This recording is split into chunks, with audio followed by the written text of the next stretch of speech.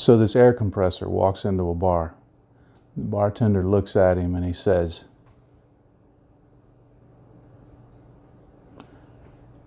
"You know, I still don't have any airbrush jokes."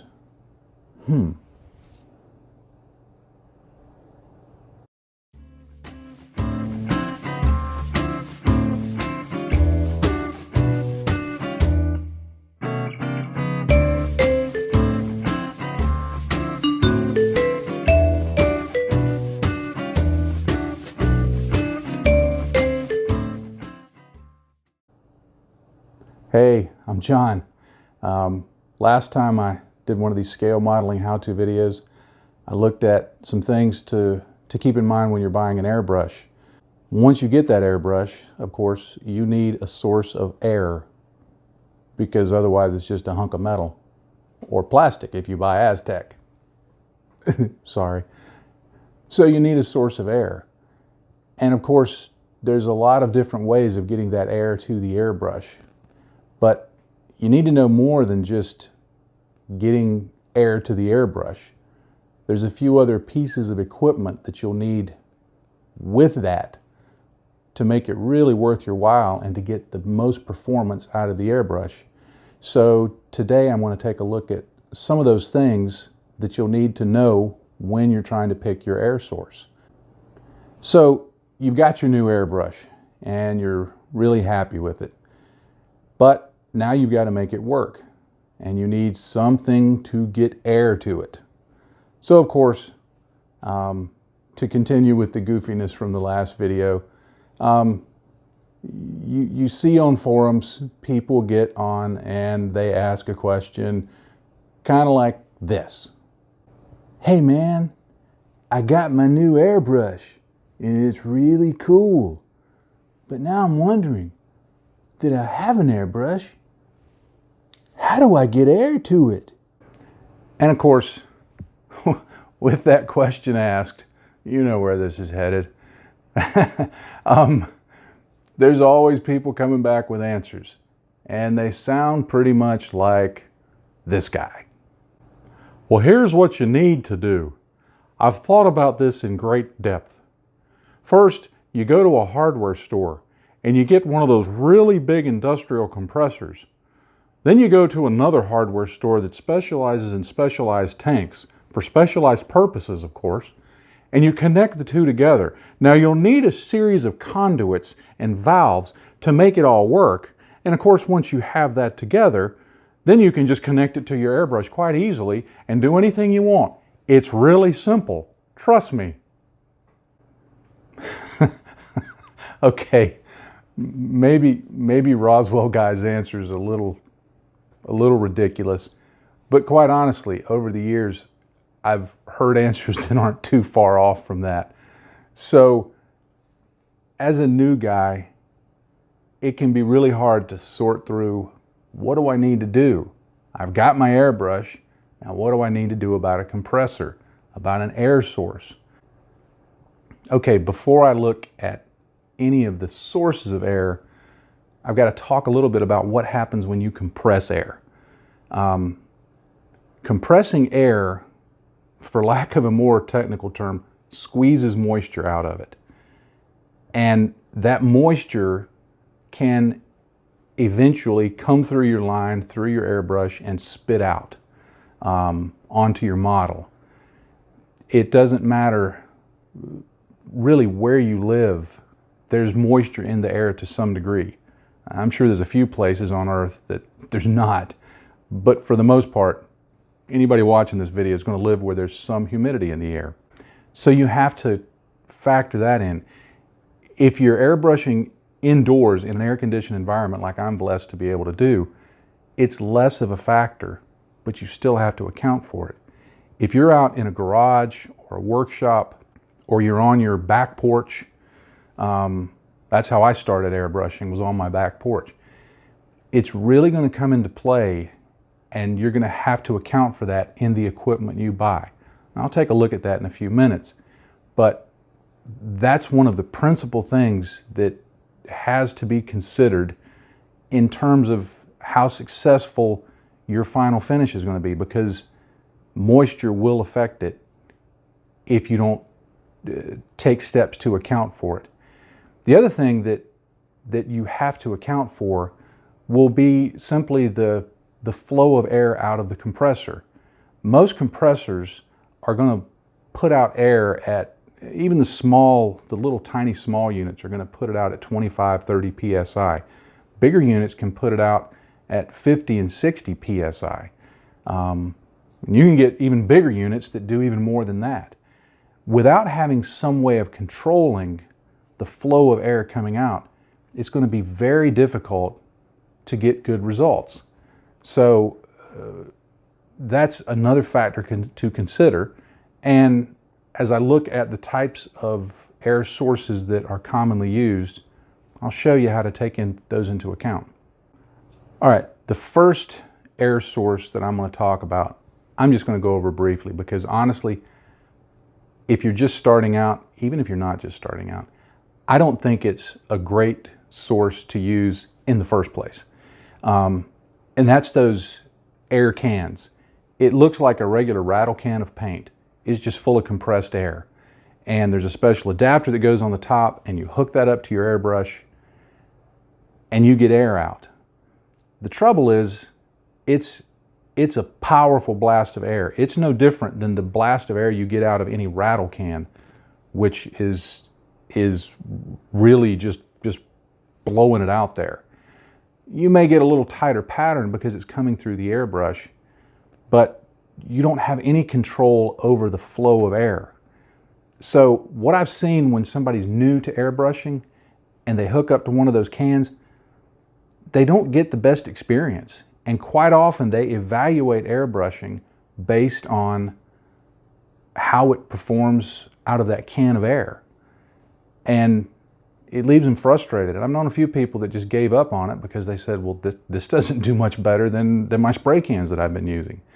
So those can be a source of air and I know some people like them. So I'm not saying they're useless, but in terms of getting started and getting good air into that good quality airbrush that you just bought, I think there are better solutions than cans of air. Okay, the most common source of air that most modelers use is going to be the good old air compressor. This one is from Harbor Freight. I'm going to talk a little bit about costs and picking a compressor, but first I just want to kind of go over some of the basic parts. Of course, you've got your compressor. Some are going to have an air tank attached to them. Some may have a big frame around it. They may have all sorts of fancy things, but at its heart, this is the air compressor. It pulls air in, it compresses it, it puts it out the other end. That's what you're going to need. Now, a critical piece of equipment to deal with the moisture is you're going to need one of these moisture traps. What this does is as the air comes out and it has moisture in it, the moisture's been squeezed out. It's like aliens in the air, man. Sorry. There's moisture in the air all around us. We just don't feel it. But you know, if you take a glass of tea, iced tea, and you set it on the counter, and you live in the South in the summer, moisture just forms all along the side of it. It condenses. Well, that's what's happening inside the compressor. So this moisture trap, what it does is it allows some or most of that moisture to condense on the inside of this bulb right here and keeps it from going down the line and out your airbrush and messing with your paint. So any compressor that you get, it doesn't matter the brand, it doesn't matter the model, it doesn't matter all of the other junk that's hooked up to it. You really, really need to have that moisture trap, because especially if you're working outside or in a garage or anything like that, you're not going to get the results that you want if you don't have this little piece of equipment hooked onto the end of it. The other thing that's critical to have is this pressure gauge. This one, it's all in one unit. Now, sometimes there are moisture traps that are separate, and then the pressure gauge is separate, and you connect the two. It can be one unit, it can be multiple pieces that you put on. Whatever works. You need both of these. This pressure gauge, it allows you to, well, adjust the pressure, because this compressor will put out, if I remember, it'll put out close to 40 or 45 PSI. So if I didn't have this pressure gauge, when I hooked my airbrush up to it, I'd be getting full on 45 PSI, no control over it. It would just be blasting air. Some people like to shoot their airbrush at that high of a pressure. I've never found that it works for me. As I said in the previous video, about 18 PSI is my starting point. Having this pressure gauge will allow you to adjust that pressure up or down. And it's simple. You just turn the dial here and you look at the needle and you see what pressure you're shooting at. After you've been doing it a while, you'll notice that the pressure it shows you when you're not pushing the trigger down on the airbrush, and the pressure it shows you when you are pushing the trigger down are a little different. So I always adjust my air pressure when I'm pushing the trigger down, so I know how much air is coming out when I'm actually shooting. But I think these two components are absolutely critical in any setup that you have. And without them, you're really going to be making life difficult for yourself, I think. Another important piece of equipment, of course, is your airbrush hose. You'll have to have something to get the air from the compressor to the airbrush. I like these vinyl hoses. There are some rubber braided hoses or coiled hoses. I never liked the rubber ones because the plastic ones, because they just seem a little fragile to me. I like this type. You get whatever you want. It has a connector for my brand of airbrush. You'll need to check that to make sure that the hose you're getting will fit to your airbrush. And there's different adapters you can get. You can get quick connect adapters, all sorts of hardware to make that easier to adapt to one brand to another. It's not difficult. You can find those online or in hardware stores. But one little piece of equipment that I like to have on my airbrush hose is another moisture trap. And this one does the same thing that the moisture trap on the end of the compressor does. It traps moisture, thus the name. But I like having this one in line on the compressor, or on the air line rather, because if any gets through the first one, this second one will trap it. And that's especially important where I live, because as I've said, in the American South in the summer, it's very, very humid. And even though I'm in an air-conditioned space to airbrush, there's still a certain amount of moisture in the air. And if you're doing very long sessions of airbrushing, sometimes my sessions last 2 hours, 3 hours. It will start building up moisture. This will help keep that down. Now this is a fairly nice one. You can connect your hose to either end of it so you can pull it out. I suppose you could connect multiple ones through it if you wanted to. They make ones that are just look like a solid piece of metal. I had one of those. This kind works a whole lot better, in my opinion. So look for that. But this second moisture trap, I think, is really helpful to have, especially if you're working outdoors. All right, the big question, of course, comes down to, but what compressor should I get? And you're going to get a lot of opinions on that.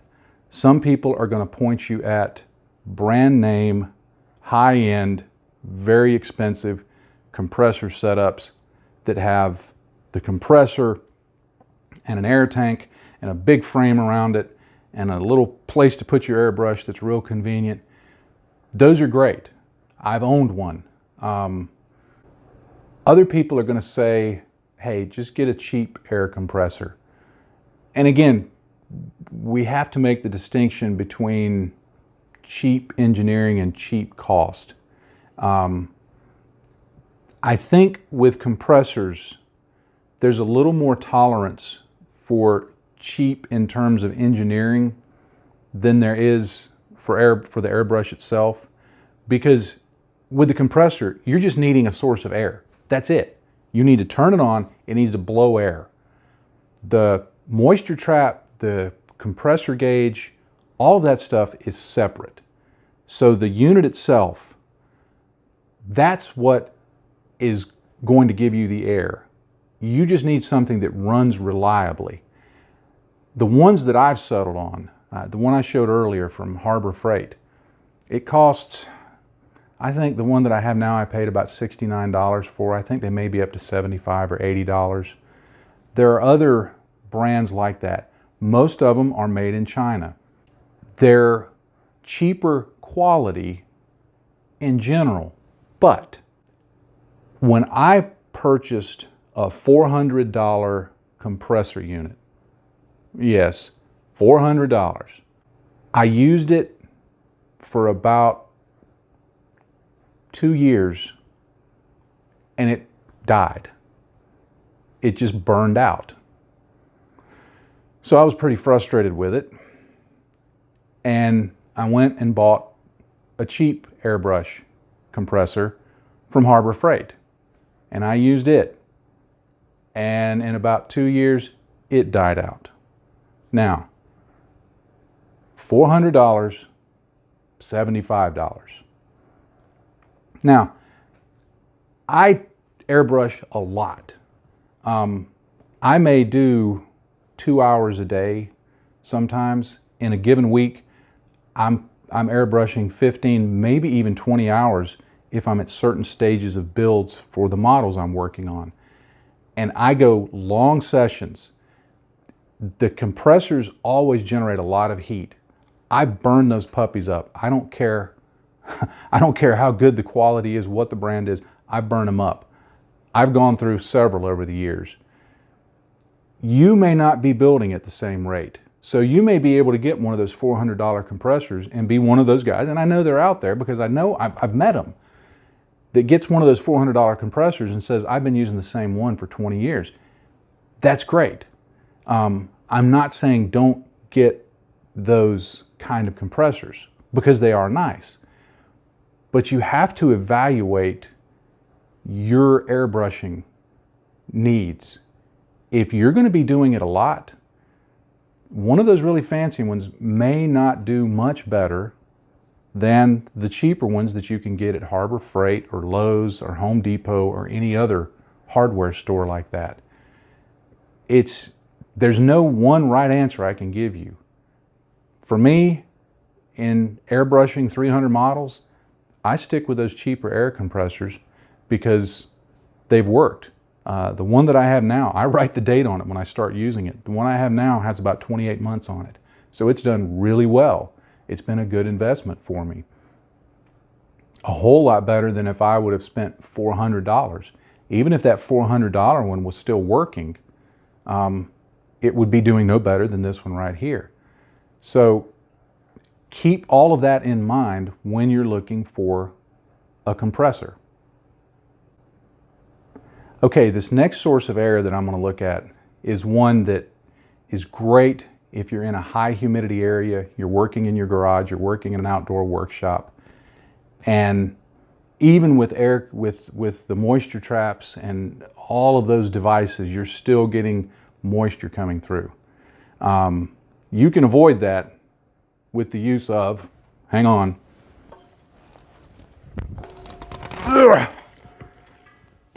compressed air. This is, well, not compressed air, this is a CO2 tank. A friend of mine gave this to me. It's obviously filled with CO2, and you can hook up a regulator to this, you can hook it up to your airbrush, you can turn it on, and you're getting a great supply of air without any moisture in it. So this is an option that you may want to consider. The drawback to this is it will run out and you'll have to go get it filled back up. Depending on the area you live in, getting it filled up may cost close to what a new compressor will cost. I've seen prices running from $49 up to $69.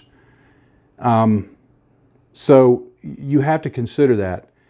If you're only doing a few models per year, this may be a great option because you're not having to fill it up a lot. At the pace that I build, it gets a little expensive. There's a lot of compressed CO2 in here. You can go through quite a few models. I've had people tell me they've gotten 6 or 8 models of it. I've had people tell me they get 20 or 25 models out of it. I've had people say, I've had mine for 5 years and never had to get it refilled. And I said, well, how many models have you built in 5 years? And they're like, oh, 2. The size of the tank, it's going to determine how many models you can get out of it. I can't tell you. I have no idea how much this one would give me. I only use it, you know, if the moisture is so high that my moisture traps don't even work. And we're getting a new air conditioner unit this April, so hopefully that won't be a problem anymore. But this is an alternative source of air that can be very good if you're in a high humidity area. There's no noise other than the airbrush itself, the sound of the air coming out. So this is something to consider.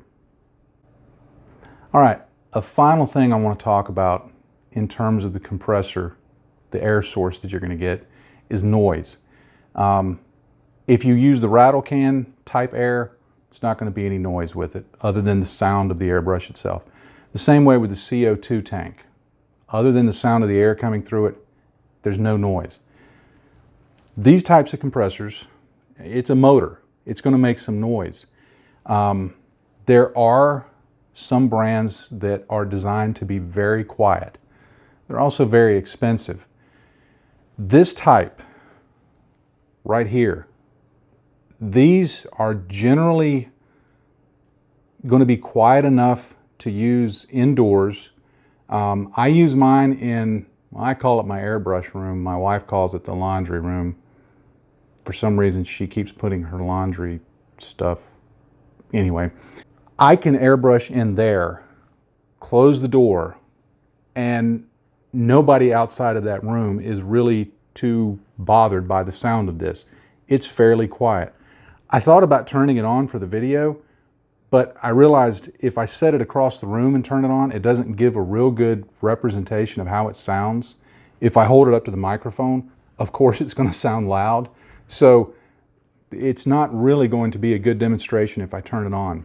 But every one of this type that I've used has been quiet enough that you put it in a room, you close the door with ventilation, of course, and a respirator and all those other things.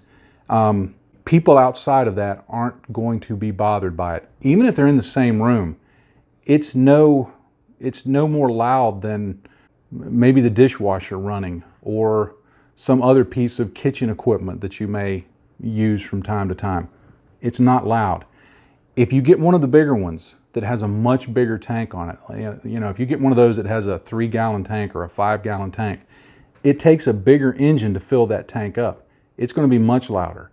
A few years ago, I purchased a compressor that had a 5-gallon tank on it, and I thought, man, this thing is going to be great. It was a big old honking unit. It was this wide and this tall, and I thought, this is going to be cool.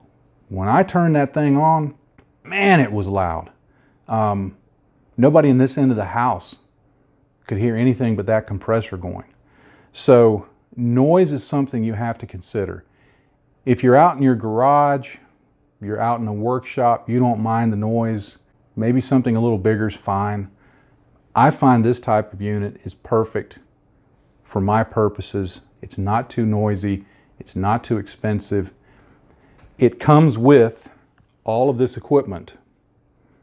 so that I don't have to make additional purchases. I buy one box, everything is in it. It's so important to me to have a compressor always handy that I even have a second spare one sitting in the box ready to go, so when this one burns out, I don't have to go to the store. I can just swap it out and keep going. So noise is a consideration, but sticking with this type, it's not going to be too much of an issue. Okay, that's going to wrap up this video, I think. Picking an air source is, of course, very important, but making sure that you factor in controlling the pressure, controlling the humidity, thinking a little bit about the noise, and where you're going to be airbrushing, those really can drive the choice of what you get. Like I said, I recommend the one that I get is from a company called Harbor Freight. They're all over the US. They may be in other countries too. But even if it's not that one, there are many like that. You can get them on Amazon, you can get them at other stores. They're not really expensive. They tend to work well. You can go for the more expensive brands. Depending on your usage, you may get a lot of time out of it. But like I said, I burn through them, whether they're the $400 compressor or whether they're the $75 compressor. I burn through them at about the same rate. So take that for what it's worth. But having those factors all under control are going to give you the best performance out of that airbrush. And ultimately, all of this is going to translate into the best finish you can get on the model itself. That's the main thing to keep in mind, is it's not about, just as it was with the airbrush, it's not about a fancy name or a fancy model number. With the compressor, it's not about a fancy compressor with all sorts of great features on it. Those are fine and good, but what's the goal is a good finish on the model. So I always feel like, how can I do that and get good quality at the least expenditure? It's not being cheap, it's simply being prudent with how you spend resources. This kind of setup has worked well for me. Thanks so much for watching. I really appreciate it. I hope this has been helpful. I hope this has been informative and giving you some things to think about as you pick a compressor. The next video in this series is going to be more of the talking hands. I'm going to be demonstrating airbrushing. I'll be showing thinning. I'll be showing trigger control, cleaning, all of the things that have to be done to make all of this equipment work together. So keep your eye open for that. That'll be in a few weeks on this channel that you're watching. So be sure and subscribe. And if you haven't visited my website, please do so, johnbias.com. I also have a Facebook page, John Bias Scale Models. I'm on Instagram and Twitter, and I also have a Patreon account. And all of that will be linked in the description below. So take a look at that. If you would consider supporting me on Patreon, I would be most grateful. That means a lot to me. If you're already supporting me on Patreon, thank you so much. I'm very appreciative of that. I hope you're enjoying the additional benefits you get by being a Patreon supporter in terms of additional text and video. So again, thanks for watching. I hope this has been helpful and beneficial. Thanks to everybody for your support, your encouragement, the notes. All of those things really do mean a lot to me. I am most grateful and humbled by the fact that people actually watch my nonsense and read it. So I'm grateful. And as I always say, in this hobby, if you're not having fun, you're doing it wrong. So always keep that in mind. Happy day to you, friends. Bye-bye.